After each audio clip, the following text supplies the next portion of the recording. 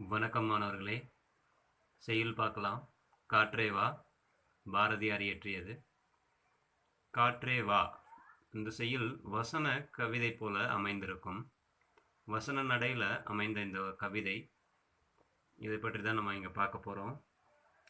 காற்றே வா. இயற்கையை நாம் எந்த அளவுக்கு மதிக்கிறோம், அதை எந்த அளவுக்கு ஏற்றுக்கொள்கிறோம், அதை நாம் உற்று கவனிக்கிறோமா, அதை பற்றி தான் இந்த பாடலில் பாரதியார் சொல்லியிருப்பார். இயற்கை இருளில் நடந்தாலும் சரி, வானத்து விண்மீன்களை நம்முடனே நடந்து வரும் என்று நாம் கற்பனையில் நினைத்து கொண்டாலும் சரி, அப்படிப்பட்ட கற்பனைகளை மகிழ்கிறோம். ஆனால் அதை உற்று கவனிக்கிறோமா என்பதை பற்றி தான் இங்கு கேள்வி. காடு, மலை, அருவி, கதிரவன் இவற்றோடு நாம் பயணிக்கும் போது இந்த இயற்கை வாழ்வு நீரின்றி அமையாத உலகு என்று சொல்வார்கள். அப்படி நீரின்றி அமையாத உலகம் மட்டும் கிடையாது, காற்றின்றி அமையாத உயிர் இயக்கமும். அப்போ இந்த காற்று இருந்தால் மட்டுமே இந்த உயிர் இயக்கம் சுழலும் இல்லையா, இயங்கும் இல்லையா? அப்படிதான் இந்த இரண்டையுமே வெவ்வேறு கோணங்களில் காலந்தோறும் கவிஞர்கள் பலருமே பாடி வருகிறார்கள். அப்படி பாடப்பட்ட கவிஞர் தான் பாரதியாரும் ஒருவர். அந்த காற்றே வா, இதை பற்றி தான் நம்ம பார்ப்போம். சரி, பாடலுக்கு போகலாம் முதல்ல, அதுக்கப்புறம் இதற்கான விளக்கத்தையும் தருகிறேன். காற்றே வா, மகரந்த தோலை சுமந்து கொண்டு மனத்தை மயலறுத்துகின்ற இனிய வாசனையுடன் வா. இலைகளின் மீதும் நீர் அலைகளின் மீதும் உராய்ந்து மிகுந்த பிராணரசத்தை எங்களுக்கு கொண்டு கொடு. காற்றே வா, எமது உயிர் நெருப்பை நீடித்து நின்று நல்லொளி தருமாறு நன்றாக வீசு.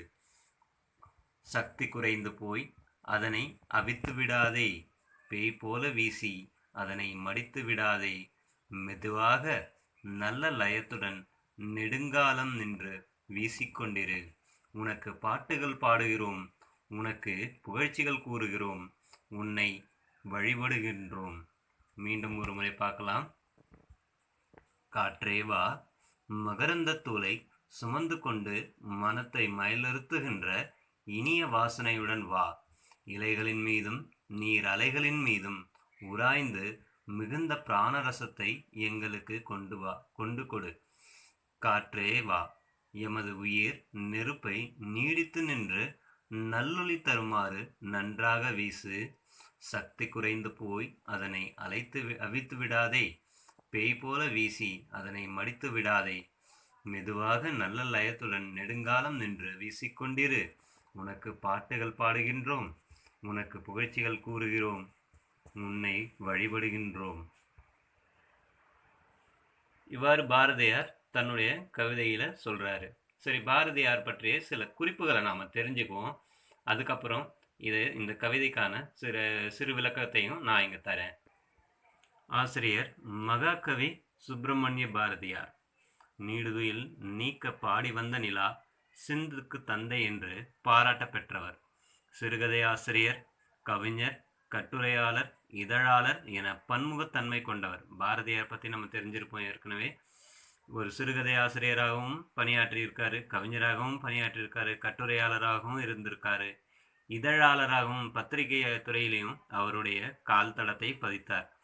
சமுதாய ஏற்றத்தாழ்வுகளையும் பெண்ணடிமைத்தனத்தையும் தம் பாடல்களில் எதிர்த்து எழுதியவர். சமுதாயத்தில் நிகழக்கூடிய கருத்துக்களை எல்லாத்தையுமே தன்னுடைய பாடல் வழியாக இந்த சமூகத்திற்கு எடுத்து சென்றவர். அதே போலவும் இந்த பெண்ணடிமைத்தனத்தை ஒழிக்கணும் அப்படின்னு சொல்லிட்டு நிறைய பாடல்களையும் இவர் பாடியிருக்காரு. அதுக்கு அடுத்ததாக குயில் பாட்டு, கண்ணன் பாட்டு, பாப்பா பாட்டு, புதிய ஆத்திச்சூடி, குழந்தைகளுக்கான நீதி கதைகளையும் இவர் தந்திருக்காரு. அதுக்கு அடுத்ததாக இவர் இந்தியா சுதேசிமித்திரன் முதலிய இதழ்களின் ஆசிரியராகவும் பணியாற்றியிருக்காரு. இப்படிப்பட்ட ஒரு மகத்தான ஒரு விடுதலை போராட்ட வீரராகவும் இவருடைய பங்கு இந்த தேசத்துக்கு கொடுத்தவர். அவருடைய பாடல் தான் நம்ம இங்கே பார்த்துட்ருக்கோம். அடுத்து வசன கவிதைனா என்னன்னு முதல்ல தெரிஞ்சுக்குவோம். வசன கவிதைனாலே உரைநடையும் கவிதையும் இணைந்து யாப்பு கட்டுகளுக்கு அப்பாற்பட்டு உருவாக்கப்படும் கவிதை வடிவம் வசன கவிதை எனப்படுகிறது. அதாவது என்னன்னு கேட்டிங்கன்னா, உரைநடையும் கவிதைகளும் இரண்டுமே இணைந்திருக்கும். அதாவது கவிதைக்குன்னு ஒரு நடை இருக்கும்.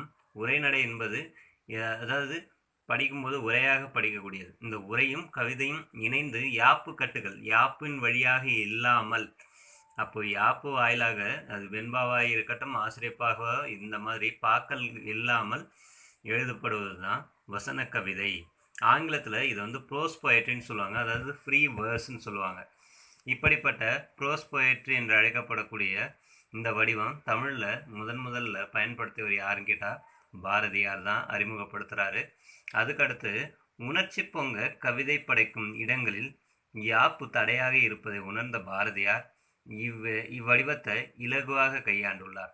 அப்போது உணர்ச்சியை அங்கே கட்டுப்படுத்த முடியாத இடத்துல நம்ம யாப்பு வந்து பயன்படுத்த முடியாது என்பதை உணர்ந்த அவர் இதை பயன்படுத்துகிறாரு. அதுக்கடுத்து இந்த வசன கவிதையை புது கவிதை என்ற வடிவம் உருவாக காரணமாயிற்று. அப்போது இந்த வசன கவிதை முறையில் புது கவிதைகள் இயங்க ஆரம்பிச்சது. அதற்கு முழு முதல் காரணமாக யார் இருந்தது அப்படின்னும்போது பாரதியார் இருந்தார். இப்பாடலுடைய பொருள் நாம் புரிஞ்சுக்கிற அளவுக்கு தான் இருக்கும். ஏன்னா இது உரைநடையும் கவிதையும் கலந்த வசன நடையில் இருக்கிறதுனால. இதில் நீங்களே பாருங்கள், காற்றே வா அப்படின்னு சொல்லும்போது மகரந்த தூளை சுமந்து கொண்டு மனதை மயலறுத்துகின்ற இனிய வாசனையுடன் வா. அப்போ என்னது, செடிகளில் இருக்கக்கூடிய பூக்களில் இருக்கக்கூடிய மகரந்த தூளை சுமந்து கொண்டு காற்று என்ன பண்ணுது, அந்த மனத்தை கொண்டு வந்து சேர்க்குது. அப்படி சேர்க்கும்போது மயலறுத்துன்னா மயங்குகின்ற இனிய வாசனையுடன் வா அப்படின்னு காற்றை அழைக்கிறாரு. இலைகளின் மீதும் நீர் அலைகளின் மீதும் உராய்ந்து மிகுந்த பிராணரசத்தை எங்களுக்கு கொண்டு வா அப்படின்னும் போது இலைகளையும் நீர் அலைகளையும் அதன் உராய்வு எது, காற்று உராய்ந்து வருகிறது. அப்படி உராய்ந்து வரும்போது பிராணரசம் என்பது என்னன்னா உயிர் வலி, ஆக்சிஜன். இந்த ஆக்சிஜனை கொண்டு வந்து கொடுக்க சொல்றாரு. அதுக்கடுத்து காற்றே வா அப்படின்னு சொல்லும்போது எமது உயிர் நெருப்பை நீடித்து நின்று நல்லொளி தருமாறு நன்றாக வீசு. அப்போ நம்முடைய உயிர் இருக்கு இல்லையா, அந்த உயிரோடைய நெருப்பாக அதை நீடித்து தருகின்ற நல்லொளியை வீசுகின்ற மாதிரி அந்த காற்றை வர்ணிக்கிறாரு. அப்போ நெருப்பு நீடித்து நிற்கணும்னா ஆக்சிஜன் தேவை இல்லையா, அப்போ அந்த ஆக்சிஜன் தேவையை புரிந்து கொண்டு நன்றாக வீசு என்று காற்றை சொல்கிறார். அதுக்கடுத்து சக்தி குறைந்து போய் அதனை அவித்து விடாதே, பேய் போல வீசி அதனை மடித்து விடாதே அப்படின்னு சொல்றாரு. அந்த நெருப்பானது சக்தி குறைஞ்சு போய் என்ன பண்ணதை அதை அணைத்து விடாமல் பார்த்துக்கோ, அதே நேரம் பேய் போல வீசி அதனை மடித்து விடாதே, அதை மடிச்சிடாத அப்படின்னு சொல்றாரு. மெதுவாக நல்ல லயத்துடன் நெடுங்காலம் நின்று வீசிக்கொண்டிரு. அப்போது இந்த லயம்னாலே சீராகன்னு சொல்கிறது அர்த்தம். அப்போது மெதுவாக நல்ல லயத்துடன்னா நல்ல சீராக நெடுங்காலம் நீ வீசணும். எப்படி தென்றல் மாதிரி வீசணும். அப்போது உனக்கு நாங்கள் பாட்டுகள் பாடுகின்றோம், உன்னை புகழ்ச்சிகள் கூறுகின்றோம், உன்னை வழிபடுகின்றோம், உன்னை கடவுளுக்கு நிகராக நாங்கள் வழிபடுகின்றோம். அப்போ இயற்கையை எந்த அளவுக்கு பாரதியார் நேசிக்கிறார் என்பதை இந்த வசன கவிதை மூலம் நமக்கு உணர்த்துகிறார். மாணவர்களே, வீடியோ பாருங்கள், வீடியோ பார்த்துட்டு படிங்க, படிச்சுட்டு திரும்ப அதை அனுப்புங்க. நன்றி, வணக்கம்.